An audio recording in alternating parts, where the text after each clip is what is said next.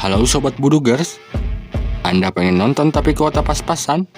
Lagi enak-enak nonton sering disuruh si mama ke warung? Atau cuma bisa bengong pas temen ngobrolin film? Selamat datang di Gatel Film.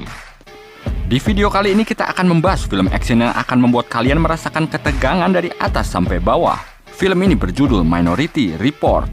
Film yang dibintangi aktor ganteng dan energik, siapa bukan kalau lagi Tom Cruise. Film ini menceritakan tentang badan keamanan di masa depan yang memiliki teknologi untuk meramal dan mencegah kejadian kriminal di masa depan. Lalu apakah teknologi itu akan benar-benar menjadi solusi dalam mengatasi kejahatan atau malah digunakan untuk meramal artis yang akan bercerai di tahun depan? Daripada gatal kalian semakin akut, jangan lupa subscribe dan tonton alurnya.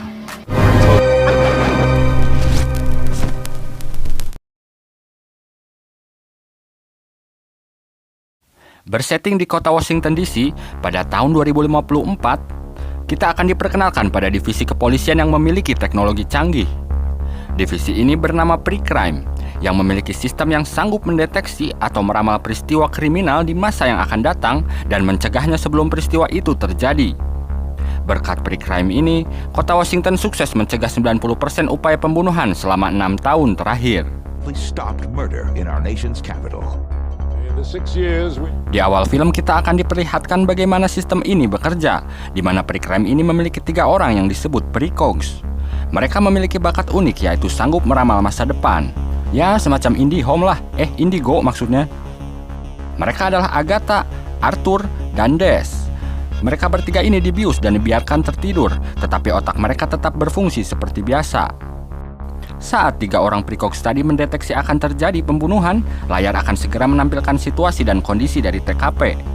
Lalu sebuah alat printer canggih akan mencetak sebuah bola yang tertulis nama pelaku serta nama korban pembunuhan tersebut.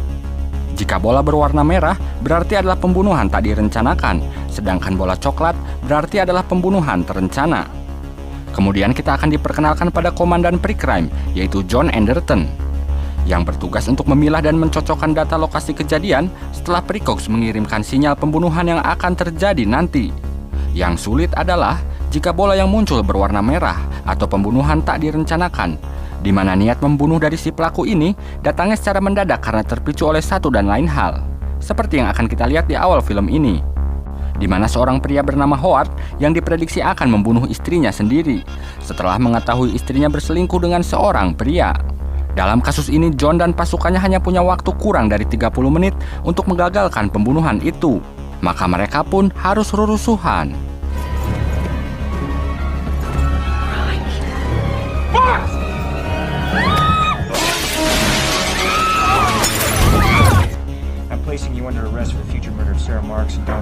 Singkat cerita, malam hari tiba. Kita akan diajak mengorek lebih dalam mengenai kehidupan John Anderton, di mana John ini ternyata punya pengalaman sangat pahit dalam hidupnya. Tepatnya 6 tahun lalu, saat tengah berekreasi di sebuah kolam renang, putra semata wayangnya yang bernama Sean diculik. Dan sampai sekarang John tidak mengetahui di mana keberadaannya. Bahkan setelah kejadian itu, John pun harus berpisah dengan istrinya. Kejadian tersebut tentunya membuat John dilanda rasa frustasi dan depresi. Untuk menjernihkan pikirannya, bukannya sholat atau wiridan atau berserah diri pada Yang Maha Kuasa, tapi si John ini malah rutin mengkonsumsi obat penenang ilegal yang disebut Neroin, yang dibelinya dari pengedar di jalanan. Dan setiap menjelang tidur pun, John selalu memutar rekaman video yang berisi momen-momen bahagia dengan anak dan istrinya. Sembari menonton, John terlihat selalu mencoba berinteraksi dengan mereka, yang padahal ia hanya berbicara dengan televisi. Sepertinya John ini bukanlah jomblo akut, tapi sudah masuk ke tahap dark jomblo atau jomblo kelam.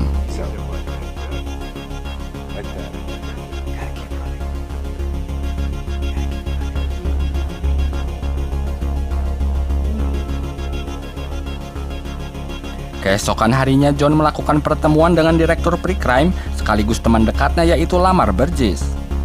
Lamar mengatakan pada John bahwa Pre-Crime tengah dipersiapkan untuk beroperasi secara nasional. Setelah menjalani masa percobaan selama 6 tahun di kota Washington, Pre-Crime dirasa telah siap untuk beroperasi di seluruh kota di Amerika. Maka dari itu, Senat atau DPR-nya Amerika beserta Department of Justice mengutus tim untuk melakukan audit di divisi Pre-Crime ini. Tim ini dikepalai oleh agen Danny Whitwer. Dia melakukan pemeriksaan menyeluruh di divisi Pre-Crime ini. Dia juga akan menilai apakah sistem pre-crime ini sempurna sebelum disahkan oleh presiden nanti. Karena jika ditemukan ada cacat sedikit saja, maka dapat dipastikan pre-crime ini akan dihentikan operasinya. Dalam rekaman beberapa kasus sebelumnya, Agent Denny melihat para precogs berulang kali terlihat ketakutan. Mereka seolah masih menyaksikan ramalan kasus pembunuhan terdahulu yang peristiwa pembunuhannya sudah berhasil dicegah, bahkan kasusnya sudah ditutup. John menjelaskan bahwa hal itu disebut dengan echo yang diakibatkan ramalan precogs yang berhasil dicegah, atau dengan kata lain pembunuhan tersebut pada kenyataannya tidak pernah terjadi. Akhirnya kenyataan atau realitas yang berubah dari ramalan tersebut mengakibatkan gambaran yang berulang atau gaung dalam memori precogs. Sesuai protokol, echo ini harus segera dihapus dari memori para precogs tepat setelah setiap kasus berhasil diselesaikan. Hal ini dimaksudkan untuk menghindari paradoks dalam memori para precogs itu sendiri yang dapat mengganggu kinerja mereka selanjutnya dalam meramalkan kejadian di masa yang akan datang.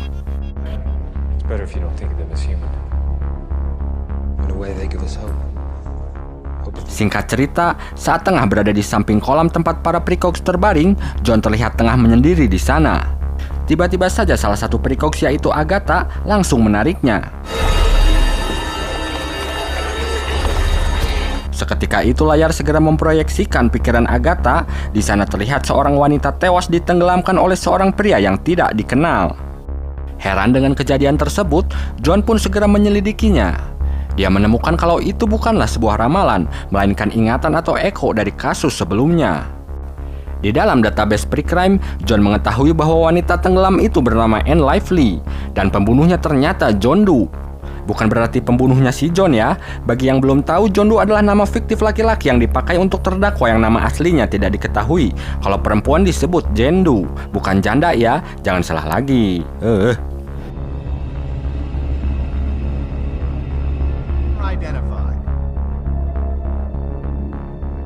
John lalu menyampaikan kejanggalan ini pada Lamar. John mengatakan bagaimana mungkin echo yang sudah dihapus bisa muncul kembali di ingatan Agatha. Ini merupakan sesuatu yang belum pernah terjadi sebelumnya. Tapi Lamar selaku direktur pre-crime menginginkan temuan ini lebih baik disembunyikan dulu sementara waktu, mengingat pre-crime saat ini tengah diaudit oleh Agent Denny, yang mana jika Agent Denny mengetahuinya, maka akan dilaporkannya pada presiden dan program pre-crime pun akan dihentikan. Tapi Lamar berjanji setelah semua aman, ia akan memperbaiki kesalahan sistem ini. Beberapa hari kemudian, John yang sedang bertugas seperti biasa, dan kembali precogs meramalkan bahwa akan terjadi pembunuhan 36 jam lagi. Berbeda dari sebelumnya, kali ini bola yang keluar berwarna coklat, yang berarti pembunuhan terencana. Korbannya bernama Leo Crow, dan ia akan tewas ditembak jatuh dari lantai 10 apartemennya. John dan rekannya terlihat hanya tersenyum karena dengan keberadaan pre-crime ini, masih saja ada penjahat yang berani merencanakan pembunuhan. Tapi setelah John memutar dan memperjelas visual rekaman itu,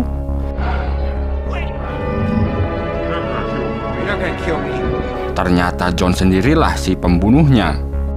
Melihat itu, John pun kaget dan heran karena bagaimana mungkin ia merencanakan pembunuhan itu, bahkan korbannya sendiri yang bernama Leo Crow sama sekali tidak dikenalnya. Panik akan situasi ini, John pun segera kabur dari sana sebelum ada orang yang menyadari bahwa dia adalah calon pembunuh. Dalam pelariannya, John menelepon Lamar. John berkata bahwa pasti ada seseorang yang menjebaknya. Tapi Lamar meminta John untuk tetap tenang dan lebih baik menyerahkan diri sebelum situasi semakin memburuk. Tapi John yang tetap bersikukuh pada pendiriannya, ia merasa harus membersihkan namanya. Dan satu-satunya cara untuk membuktikannya sebetulnya sangat simpel. Ia hanya harus menunggu 36 jam lagi dan membuat orang-orang percaya bahwa ia tak akan membunuh siapapun.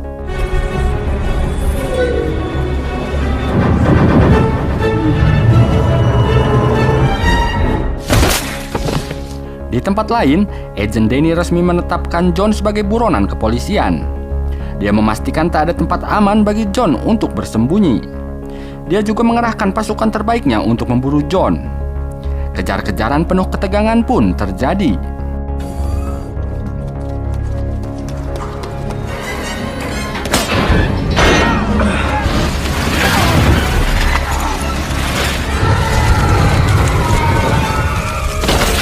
Dalam pengejaran ini, John dan Agent Danny sempat terlibat baku hantam di sebuah pabrik perakitan mobil. Namun untung saja, John dengan berbekal pengalaman di film Mission Impossible, ia berhasil meloloskan diri.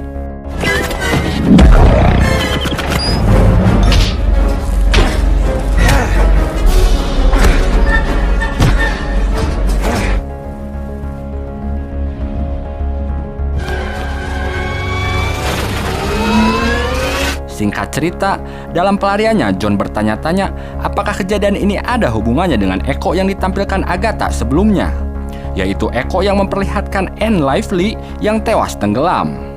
Untuk mencari tahu jawabannya, maka John mendatangi seorang perancang pre-crime, yaitu Dr. Iris. Sesampainya di sana, Dr. Iris ini tinggal seorang diri di sebuah tempat terpencil. Terlihat ia tengah menyibukkan diri mengurus banyak tanaman di rumahnya. Kemudian John curcol perihal masalah yang tengah dihadapinya, dimulai dari kemunculan Eko misterius dari Agatha hingga ia yang dituduh akan membunuh seseorang bernama Leo Crow. Dr. Iris lalu mengatakan bahwa Precox tak pernah salah dalam meramalkan sesuatu. Yang salah adalah orang-orang yang memanfaatkan kemampuan unik para Precox ini dengan dalih untuk menegakkan keadilan. Dengan kata lain, Dr. Iris menganggap kepolisian menggunakan para Precox ini untuk pencitraan mereka, supaya kepolisian dianggap masyarakat sebagai institusi yang handal dalam memberantas kejahatan. Yang lebih mengagetkan lagi, di dalam Precox ini sebenarnya tersembunyi masa depan alternatif yang disebut Minority Report. Tetapi agar memiliki ramalan tunggal, Minority Report ini dihapus otomatis oleh sistem pre-crime, supaya terlihat seolah-olah ramalan itu hanyalah satu-satunya kebenaran yang akan terjadi. Mendengar hal itu, John seketika salto terkaget-kaget. Dia tak percaya bahwa selama bertahun-tahun ini ia dan pre-crime mungkin telah menangkap orang-orang tak bersalah, karena rentetan pembunuhan yang diramalkan tersebut bisa saja tidak pernah terjadi. Dr. Iris juga berkata bahwa Minority Report yang disembunyikan itu hanya bisa didownload langsung dari kepala Agatha. Dengan kata lain, John harus masuk ke markas pre-crime untuk menculik Agatha. Ya memang sih itu adalah tindakan yang nekat, mengingat John kini adalah buronan yang terburon harus masuk ke kandang maung.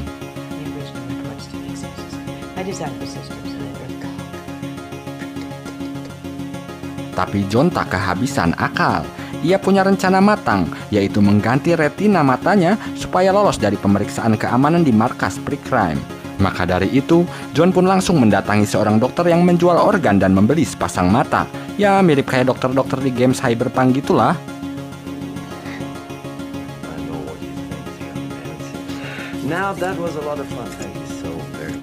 Setelah mendapat retina baru, si dokter meminta John untuk tidak membuka penutup matanya selama 12 jam. Karena kalau tidak, John akan mengalami kebutaan permanen. Maka John pun disarankan untuk beristirahat saja malam itu dan melanjutkan rencananya esok pagi. Tapi saat tengah malam,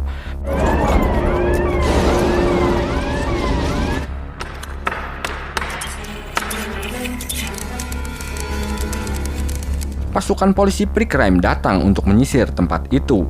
Mereka bahkan memiliki puluhan robot pelacak dan men-scan mata seluruh penghuni di sana. Untung saja retina baru John ini sudah berfungsi, sehingga ia pun dikenali sebagai orang lain.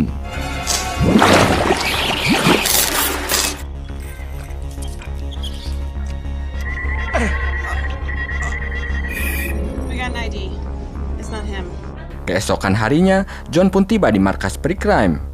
John lalu menyuntikkan sebuah cairan pengerut wajah supaya rekan-rekannya di sana tak bisa mengenali wajahnya yang kisut. Setelah itu dia pun segera bergegas menuju ruang tidur Agatha dan Precox lainnya. Sementara itu Agent Danny tengah mengecek ramalan yang berupa video adegan pembunuhan yang akan dilakukan oleh John. Di sana si agent melihat pantulan dari sebuah cermin dan melihat ternyata itu adalah Agatha. Di sini Agent Danny menyadari bahwa John akan membawa kabur Agatha dari markas pre-crime.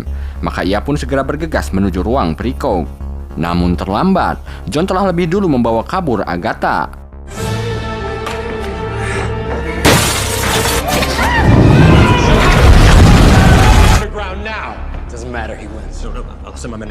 Untuk mengekstrak informasi beserta Minority Report di dalam kepala Agatha, John memerlukan peralatan yang lebih memadai. Maka ia pun menuju ke tempat rekannya yang bernama Rufus. Ia adalah seorang pemilik wahana virtual reality atau VR. Jesus Christ. Are you reading my mind right now? Di dalam memori Agatha, John memeriksa alamat Leo Crow, pria yang tak dikenal yang diramalkan akan ia bunuh. John juga melihat kilasan pembunuhan Anne Lively, wanita misterius yang mati tenggelam. Namun belum sempat John memeriksa lebih lanjut, Precrime berhasil mendeteksi adanya aktivitas pada memori Agatha. Maka mereka pun mengirimkan pasukan bersenjata untuk menggerebek tempat tersebut. John pun lalu segera mengkopi memori tersebut ke dalam sebuah harddisk dan segera kabur meninggalkan tempat itu. Dengan dipandu oleh kemampuan unik Agatha, John berhasil lolos dari kejaran pasukan polisi Precrime.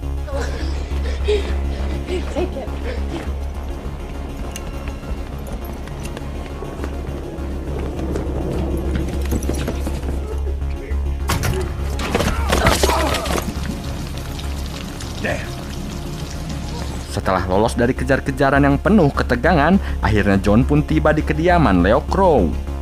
John bertekad mengetahui kebenaran di balik pembunuhan yang dituduhkan padanya.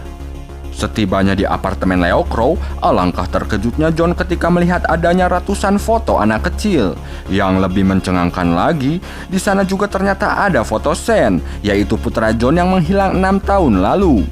Yang berarti Leo Crow ini adalah orang yang menculik Sean dan telah John cari-cari 6 tahun lamanya.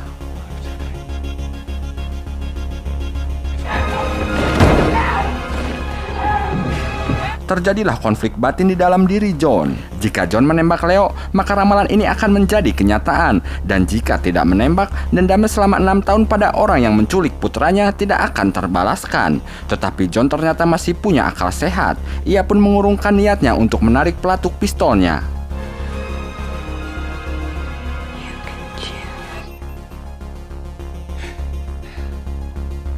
Melihat hal itu, Leo Crow malah menantang John untuk menembaknya. John pun seketika kaget. Dia tak mengerti apa maksud perkataan si Leo. Kemudian terjadi peradu congoran yang membuat kita menyadari bahwa peristiwa ini telah dirancang seseorang untuk menjebak John, di mana seseorang ini telah memaksa Leo untuk berpura-pura menjadi penculik putra John dan mengancam akan membunuh keluarga Leo jika tidak menuruti kemauannya. Yang akhirnya Leo ini lebih memilih mengorbankan dirinya daripada keluarganya. Dan sekarang yang jadi pertanyaan adalah, siapakah orang yang berniat menjebak John? Kita bisa menduga yang pasti orang tersebut sangat mengenal sistem Precrime. Melihat John yang tak mau menarik pelatuk pistolnya, Leo pun melakukan hal yang tidak diduga. Dia menekan sendiri pistol yang dipegang John, dan akhirnya ia pun terhempas dari lantai 10.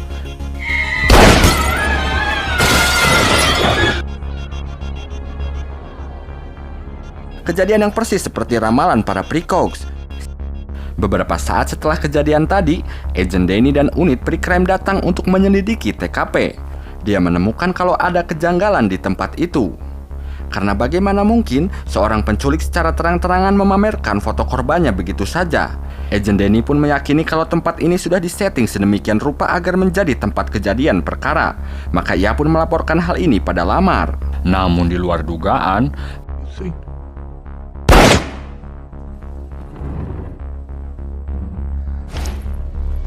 tiba-tiba Lamar menembak Agent Danny. Itu berarti selama ini Lamarlah dalang dari semuanya. Lamar merasa bahwa Agent Danny sudah mengetahui tentang kecacatan sistem dari Precrime. Apalagi keberadaan Agent Danny yang memang sedang mengawasi atau mengaudit Precrime, yang bisa menggagalkan pengesahan Precrime untuk beroperasi secara nasional. Kita kembali pada John dan Agatha yang tengah dalam pelarian. Akhirnya John memilih untuk bersembunyi di kediaman mantan istrinya, yaitu Lara.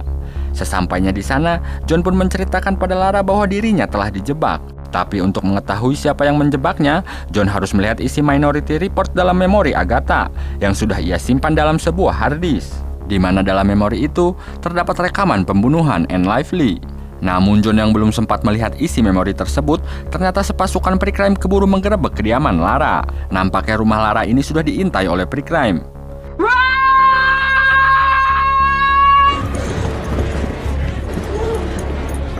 John pun akhirnya tertangkap sebelum ia berhasil mengungkap semuanya. John Anderton, this is for the murders of Leo Crow and Danny Whitmer. Dreams come true. Beberapa hari kemudian, Agatha kembali ke kolam tidurnya dan Precrime pun beroperasi seperti biasa. Menjelang perayaan keberhasilan program Precrime dan para senat yang akan mengesahkan Precrime untuk beroperasi di seluruh Amerika, Lara mendatangi Lamar yang tengah bersiap melakukan pidato perayaan keberhasilan Precrime. Di sana Lamar berpura-pura bermulut manis pada Lara. Lamar menyampaikan turut prihatinnya atas apa yang menimpa John. Lara lalu menceritakan bahwa sebelum John ditangkap, ia berkata bahwa dirinya telah dijebak oleh seseorang. Kemudian Lara menanyakan pada Lamar apakah ia mengenali wanita yang bernama Anne Lively, karena John bilang bahwa kunci untuk mengungkap semua ini berhubungan dengan kasus meninggalnya Anne Lively. Lalu Lamar menjawab bahwa ia tak mengenal Anne Lively yang mati karena tenggelam itu. Nah, di sini Lara akhirnya mengetahui bahwa Lamar ini berbohong. Karena bagaimana bisa Lamar yang mengatakan tidak mengenal Anne Lively, namun tiba-tiba Lamar mengetahui bahwa Anne Lively mati karena tenggelam. Bahkan sebelumnya Lara juga tidak mengucapkan kata tenggelam saat menanyakan tentang Anne Lively pada Lamar. Anyone drowned a woman by the name of what did you say her name was? But I never said she drowned. Malam harinya, dengan mata aslinya John yang ia ambil dari kantor Lamar, Lara pun membobol sistem keamanan lalu melepaskan John dari penjara Precrime. Dan akhirnya, tepat saat Lamar tengah melakukan pidato kemenangannya, John pun mengungkap semua kebobrokan Lamar dan Precrime. Di sini akhirnya kita mengetahui kebenaran yang sesungguhnya. You did it. You created a world with Di mana Anne Lively ternyata adalah ibu dari Agatha. Ia berniat membawa pulang Agatha karena diperlakukan seolah-olah seperti robot peramal oleh Precrime. Anne juga pernah berniat menuntut Precrime karena bertindak tidak manusiawi pada putrinya. Karena Agatha ini adalah Precox terkuat di antara yang lainnya dan Precrime tak bisa berjalan tanpa Agatha, maka Lamar pun merencanakan pembunuhan terhadap Anne. Bukan metode pembunuhan biasa karena pasti akan ketahuan lebih dulu oleh para Precox. Tapi metode yang dilakukan ini cukup rumit dan pintar sih kalau menurut saya.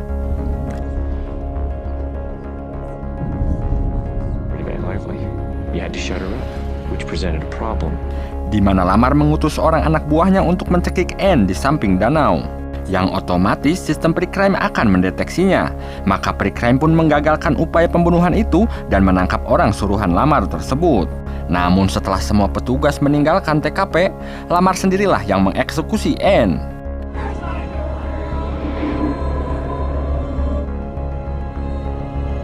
Dengan menggunakan topeng agar tak dikenali, Lamar pun mencekik Anne dan menenggelamkannya persis dengan cara yang diprediksikan oleh Precox. Setelah itu seperti biasa momen Echo selalu terjadi pada Agatha. Namun disinilah jeniusnya kejahatan yang dilakukan Lamar ini. Dia bisa membuat seolah-olah tindakannya itu hanyalah sebuah Echo. Maka sistem pun tentu saja akan menghapusnya secara otomatis. Namun itulah yang namanya hubungan batin yang kuat antara ibu dan anak. Meskipun memori itu telah dihapus, Agatha masih bisa mengingatnya dan memberi sepotong memori ibunya pada John. Lamar yang menyadari hal tersebut lalu menjebak John agar ia berhenti menyelidiki kasus Anne Lively ini. Karena Lamar ini dekat dengan John, tentu saja ia tahu bahwa John ini terobsesi untuk menemukan Sen, putranya yang hilang 6 tahun lalu. Maka ia pun menyewa pria bernama Leo Crow untuk berpura-pura sebagai penculik Sen.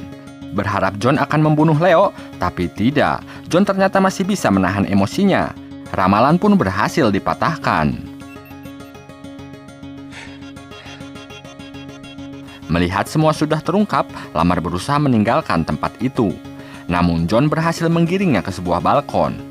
Di sana Lamar mendodongkan pistolnya pada John. Walaupun moncong pistol yang tepat berada di hadapannya, John pun dengan santai berkata pada Lamar, "Saat ini kau memiliki dua pilihan. Pilihan pertama, silakan saja tembak aku, karena saat ini pasti Precox sudah memprediksi kamu akan membunuhku. Tembaklah aku, maka ramalan ini akan menjadi kenyataan, dan Precrime akan tetap sempurna seperti yang kamu inginkan. Hanya saja kamu pasti akan dipenjara. Lalu pilihan kedua, jika kamu tidak menembakku, maka kamu akan memperlihatkan pada dunia bahwa ramalan Precrime tak selalu benar. Precrime akan dicap tak sempurna lagi dan akan dihentikan operasinya. Tetapi tetap kamu akan dipenjara karena membunuh Anne Lively, ibunda dari Agatha, wanita biasa yang hanya ingin anaknya kembali ke pangkuannya. Tapi sih, mau milih yang mana juga kamu tetap akan pesantren di penjara." Ya, sebuah pilihan yang sulit alias skakmat bagi si Lamar. Maka Lamar pun tidak mengambil kedua pilihan itu. Ia lebih memilih menghabisi dirinya sendiri. Halo, but people still believe in pre-crime. So, what are you gonna do now?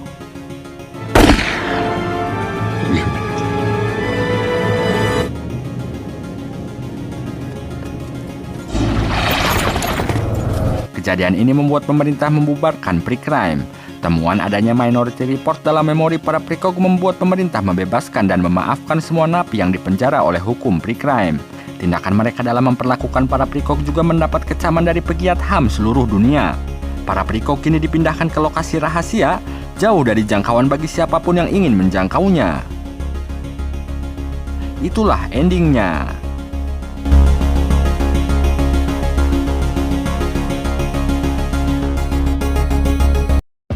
Kesimpulan di film ini adalah kita yang diperlihatkan bahwa apa yang dilihat Agatha dan prekog yang lain bukanlah sebuah ramalan, tapi itu adalah probabilitas atau kemungkinan.